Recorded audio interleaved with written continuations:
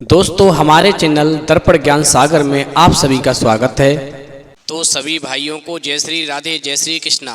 मित्रों, आज हम आपके लिए बहुत ही ज्ञानवर्धक कहानी लेकर के आए हैं।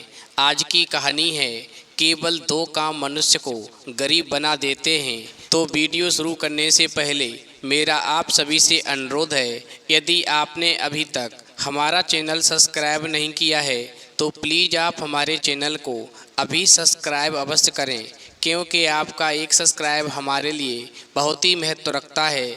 मित्रों, कहानी के अंत तक अवश्य बने रहें। ये कहानी आपके जीवन में बहुत बड़ा बदलाव कर देगी। तो समय को खराब न करते हुए चलिए कहानी की तरफ गौर करते हैं। देखिए मित्रों, एक माली की 3 बेटियां थीं। सबसे छोटी बेटी का नाम गुलाबो था। मित्रों, गुलाबो सचमुच युग स्वभाव की थी। माली बहुत ही गरीब था।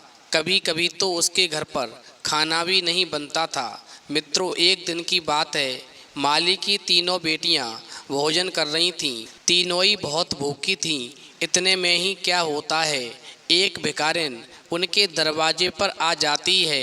मित्रों, भिखारिन बहुत ही बूढ़ी थी। उसके शरीर से कोढ़ निकल रहा था। शरीर पर जगह जगह मक्खियां भिनभिना रही थीं। अब बूढ़ी भिखारिन ने माली की बड़ी बेटी से कहा, बेटी, मैं कई दिनों से भूखी हूँ। अपने भोजन में से थोड़ा सा भोजन मुझे भी दे दो, जिससे मेरा पेट भर जाए। मित्रों, माली की सबसे बड़ी लड़की बहुत ही कठोर हृदय वाली थी।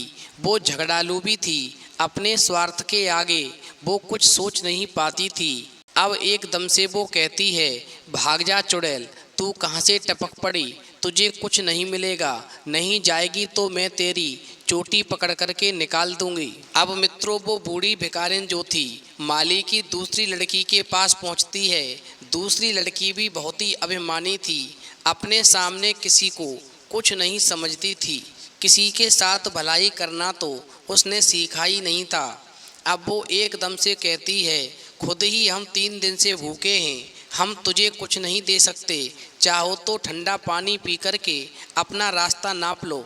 अब मित्रों, वो भिखारिन बुढ़िया जो थी माली की तीसरी लड़की, जिसका नाम गुलाबो था, उसकी ओर मुड़ती है और कहती है, क्या बेटी कुछ मिलेगा? तो गुलाबो अपने हिस्से की खाने की थाली को उस बुढ़िया को दे देती है और स्वयं ठंडा पानी पी करके शांति से बैठ जाती है। मित्रों, बुढ़िया उस सुशील और दयालु लड़की को ढेरों आशीर्वाद दे करके चली जाती है। अब जाते जाते बुढ़िया कहती है, बेटा, तुमने भूखे को भोजन कराया है। ईश्वर तुम्हें इस नेकी का फल अवश्य देगा। तुम किसी दिन रानी बनोगी।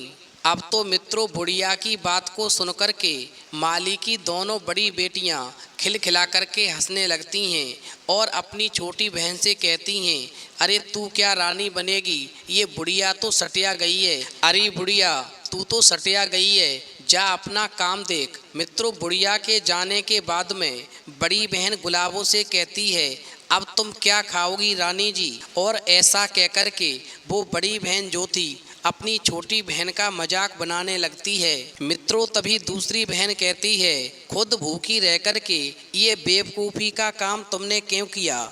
मित्रों, गुलाबो कुछ न बोली, उदास होकर के सामने देखने लगी। तभी वहाँ पर एक चमत्कार होता है। जिस स्थान पर बैठ कर के उस भिखारिन बुढ़िया ने खाना खाया था, उस स्थान की जमीन जो थी चांदी की तरह चमकने लगती है और जहाँ पर पानी गिरा था वहाँ पर एक बहुत ही सुंदर गुलाब का पौधा उग आता है। मित्रों, उस फूल की महक ने गुलाबों की भूख प्यास सारी मिटा दी।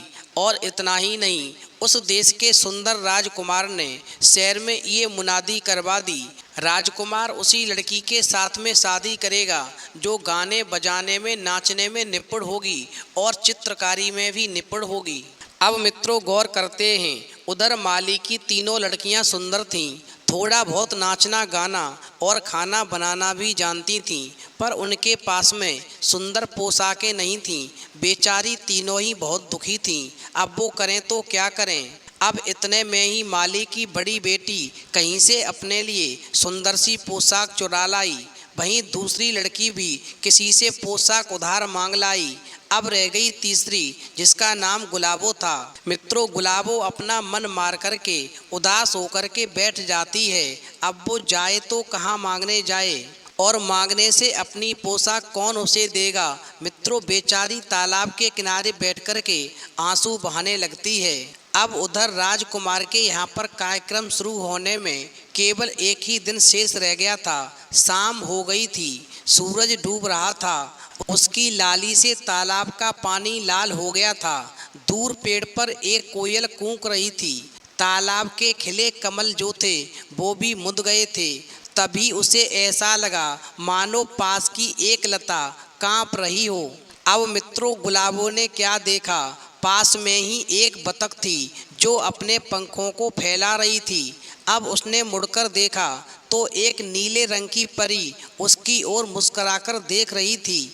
मित्रों, तभी वो बतख जो थी उसकी गोद में आकर के बैठ गई और परी ने उसके आंसू पोंछते हुए कहा, तुम रो क्यों रही हो।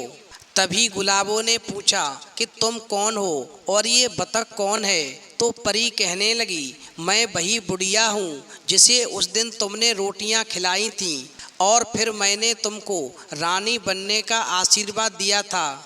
और ये बतख जो है ये एक जादूगरनी है। हम दोनों तुम्हारी सहायता करेंगे, तुम्हें घबराने की आवश्यकता बिल्कुल नहीं है। मित्रों, गुलाबो कहने लगी, पर ये सब तो कला से होगा और मुझे तो कोई कला आती नहीं। मैं नाचना गाना नहीं जानती हूँ, मेरे पास में पोशाक भी नहीं है। तो वो परी कहने लगी, चिंता मत करो, समय आने पर सब ठीक हो जाएगा। मित्रों, इतना ही नहीं, अब वो परी और कहती है, मैं तुम्हें जादू से गायब किए देती हूँ। तो गुलाबो कहती है, ऐसा क्यों। तो परी कहती है, बेटा डरो नहीं, तुम्हारी बहनें तुमसे जलती कुड़ती हैं, वे तुम्हारी जान की ग्राहक हो रही हैं। वह देखो सामने तुम्हें मारने के लिए आ रही हैं। मित्रों, बतख ने कहा, हम अपने जादू के जोर से तुम्हें छुपा देते हैं और तुम्हारी सूरत की नकली गुलाबों को तालाब के किनारे खड़ा कर देते हैं, और फिर तुम देखना तुम्हारी दोनों बहनें तुम्हें धक्का दे करके तुम्हारे सामने तालाब में ही तुम्हें डुबो देंगी। अब मित्रों, परी ने अपने जादू के जोर से गुलाबों की आकृति की एक मूर्ति पैदा कर दी और असली गुलाबों को गायब कर दिया। अब थोड़ी ही देर के बाद में माली की दोनों बड़ी बेटियां तालाब के किनारे आईं, और जब उन्होंने अपनी छोटी बहन गुलाबों को देखा तो वो ये नहीं समझ पाईं कि ये नकली गुलाबो है या असली। और फिर उन्होंने नकली गुलाबों को पकड़ कर के रस्सी से बांधा और उसे तालाब के गहरे जल में धकेल दिया। मित्रों, इस प्रकार नकली गुलाबो जो थी पानी में समा गई। संतुष्ट होकर के बड़ी बहन ने कहा, अब हम देखते हैं तू रानी कैसे बनेगी। मित्रों, तभी घर पहुंच कर के बड़ी बहन ने कहा, मैं तेरे लिए मिठाई लाई थी, मैं तो खा चुकी हूँ। तू एक काम कर, इसको खा ले और शरबत पी कर के सो जा। अब मित्रों, दूसरी बहन ने जैसे ही मिठाई खाई और शरबत पी कर के सो गई। अब सुबह उठ कर के घर वालों ने देखा तो क्या देखते हैं कि दूसरे नंबर की जो माली की बेटी है वो मरी पड़ी है और बाप सिर पीट करके रो रहा है। मित्रों, अब बड़ी बहन सोचने लगी, गुलाबो तो गई तालाब के गहरे जल में और ये बीच की जहरीली मिठाई खा करके मर गई। अब केवल मैं ही रानी बनूंगी और राजकुमार से विवाह करके खूब आनंद करूंगी। मित्रों, इस प्रकार दूसरे दिन बहुत जल्दी उठ करके माली की बड़ी बेटी जो थी सज धज करके बड़ी उमंग के साथ में तैयार हुई और उसने श्रृंगार किया और फिर वो समय से पहले ही राजा के महल में पहुंच गई। अब मित्रों, माली की बड़ी बेटी जो थी जैसे ही राजमहल में पहुंची तो वहाँ पर क्या देखती है कि सैकड़ों एक से एक सुंदर लड़कियाँ वहाँ पर मौजूद हैं जो बहुत ही सुंदर पोशाक पहने हैं और आभूषणों से उनकी शोभा बढ़ी हुई है। मित्रों, ये सब देख कर के माली की बड़ी बेटी जो थी उसकी आंखें चौंध आने लगती हैं। अब राजमहल में जितनी भी कन्याएं थीं वो एक से बढ़कर एक सुंदर थी। अब ऐसा नज़ारा देख कर के माली की बड़ी बेटी को निराशा ने घेर लिया। अब ठीक समय पर राजकुमार आया। अब एक एक करके सुंदर कन्याएं उसके सामने नाचने गाने लगीं। मित्रों, माली की बड़ी लड़की ने भी गाया बजाया और नाचा, पर किसी की नज़र उसकी ओर ना गई। अब इतने में ही क्या होता है, एक अत्यंत रूपवती कन्या राजकुमार को दिखाई पड़ती है, जिसके सिर पर सोने के रत्नों से जड़ा हुआ मुकुट था। उसके मुख पर तेज था और आंखों में नई ज्योति थी। मित्रों, राजकुमार भी बार बार उसी लड़की की ओर देख रहा था। ये लड़की कोई और नहीं, ये माली की सबसे छोटी वाली बेटी गुलाबो ही थी। उसने ऊंची एड़ी के सैंडल पहने हुए थे और उसकी गोद में एक बतख थी। मित्रों, बतख को लेकर के उस कन्या ने नाचना गाना शुरू किया। अब तो उसकी सुरीली मीठी आवाज ने राजमहल में सबका ध्यान अपनी ओर आकर्षित कर लिया। अब तो मित्रों, राजकुमार कहने लगता है, बस अब किसी और को नाचने गाने की कोई ज़रूरत नहीं है। अब तो राजकुमार की ऐसी बात सुनकर के राजमहल के सभी स्त्री पुरुष उस लड़की के भाग्य की सराहना करने लगे। अब जब दूसरा दिन होता है तो गुलाबों के खाना बनाने और चित्रकारी की परीक्षा होने वाली होती है। अब राजकुमार ने अपने मित्रों का भोजन तथा उनके चित्र बनाने का कार्य उस गुलाबों को सौंपा और राजकुमार कहने लगा, यदि तुम इस परीक्षा में पास हो जाती हो तो फिर मैं तुम्हारे साथ में शादी अवश्य करूंगा। अब तो मित्रों, राजकुमार की बात सुनकर के गुलाबो परेशान होने लगती है। तभी परी चुपचाप से गुलाबों के पास जाती है और कहती है, बेटी घबराने की ज़रूरत नहीं है, मैं तुम्हारा साथ दूंगी। अब तो गुलाबो चित्र बनाने बैठती है तो उसे ऐसा लगता है कि उसकी जगह पर परी चित्र बना रही है। मित्रों, राजकुमार के 14 मित्रों के अत्यंत सुंदर चित्र उस परी ने घंटे भर में ही तैयार कर दिए, क्योंकि परी के हाथ बहुत ही तेजी से चल रहे थे। मित्रों, उधर गुलाबो जो थी अपने अंदर नयापन पा रही थी। राजकुमार उसकी चित्रकारी की कुशलता से बहुत ही प्रभावित हुआ। उसके मित्रों ने उन चित्रों की बहुत तारीफ की। वे सभी अपने अपने यहाँ के बहुत ही मशहूर चित्रकार थे। मित्रों, गुलाबों के बनाए हुए भोजन पर छिपकर के परी ने अपने नीले पंखों की छाया कर दी और फिर परी के मुस्कुराहट के रस से जितने भी खाने की वस्तुएं थीं वो सभी रसीली हो गईं, मानो अमृत में डुबो दी गई हों। अब तो गुलाबों द्वारा बनाया हुआ भोजन सभी ने बहुत पसंद किया और फिर राजा रानी ने खड़े होकर के गुलाबों के नाचने गाने, चित्रकारी और खाने की बहुत ही बड़ी प्रशंसा की। मित्रों, इस प्रकार राजकुमार ने गुलाबों के गले में जयमाला डाल दी। अब धीरे धीरे ये बात सब जगह फैल गई कि माली की लड़की का भाग्य जाग गया, वो रानी बन गई। गुलाबों की बड़ी बहन को जब मालूम हुआ तो वो जल भुन करके राख हो गई। मित्रों, अब वो क्या कर सकती थी, बाजी उसके हाथ से निकल चुकी थी। अब तो माली की बड़ी बेटी ईर्ष्या से अंधी हो गई और छिपकर के हाथ में तलवार लेकर के अपनी छोटी बहन गुलाबों को मारने के लिए राजमहल में जा घुसी। मित्रों, उस समय राजकुमार बगीचे में टहल रहा था। गुलाबो फूल चुन रही थी। उसकी बड़ी बहन ने उस पर जैसे ही प्रहार किया तो गुलाबों की गोद में जो बतख बैठी थी वो एक जादूगरनी थी। वो एकदम से नागिन बन जाती है और माली की बड़ी बेटी के पैरों में लिपट जाती है।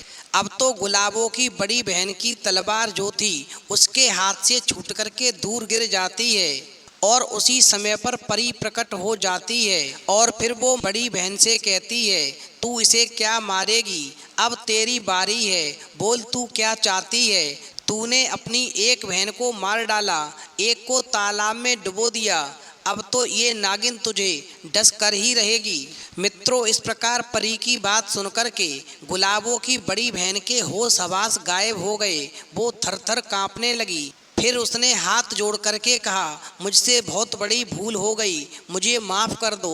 मित्रों, राजकुमार ने जब कड़क कर उससे सारी बातें पूछी तो गुलाबों की बहन ने सब कुछ सही सही बता दिया। अब तो सारी बात सुनने के बाद में राजकुमार ने कहा, तू तो बहुत बड़ी दुष्ट है, तुझे तो सज़ा अवश्य मिलेगी। अब तो गुलाबो कहती है, फिर भी ये मेरी बहन है, इसका थोड़ा ध्यान रखो, इसने जो मेरे साथ किया है उस पर ध्यान मत दो। मित्रों, इस प्रकार गुलाबों की बात सुनकर के राजकुमार कहता है, गुलाबो, तुम्हारी वजह से ही, यानी तुम्हारा ख्याल करके ही हम इसे फांसी पर नहीं चढ़वा रहे, अन्यथा इसे फांसी पर चढ़वा देते। अब मित्रों, राजकुमार उसी समय पर गुलाबों की बड़ी बहन से कहता है, मैं तुझे दूर देश एक जंगल में भेज रहा हूँ। और इस प्रकार परी ने जादूगरनी बतख से कहा, इसे 7 समुंदर पार के द्वीप में छोड़ आओ, वहाँ पर ये तड़प तड़प कर मर जाएगी।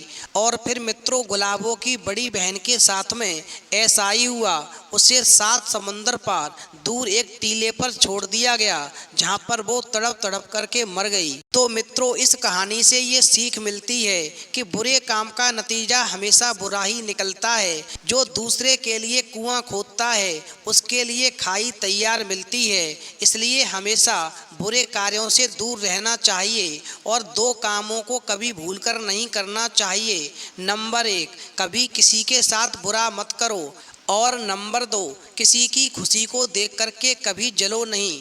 तो मित्रों, यदि आपको ये कहानी पसंद आई हो तो प्लीज़ आप हमारे चैनल को सब्सक्राइब अवश्य करें, क्योंकि आपका एक सब्सक्राइब हमारे लिए बहुत ही महत्व रखता है। तो इस वीडियो में इतना ही, फिर मिलेंगे एक नई वीडियो में नई कहानी के साथ। तब तक के लिए जय श्री राधे, जय श्री कृष्णा।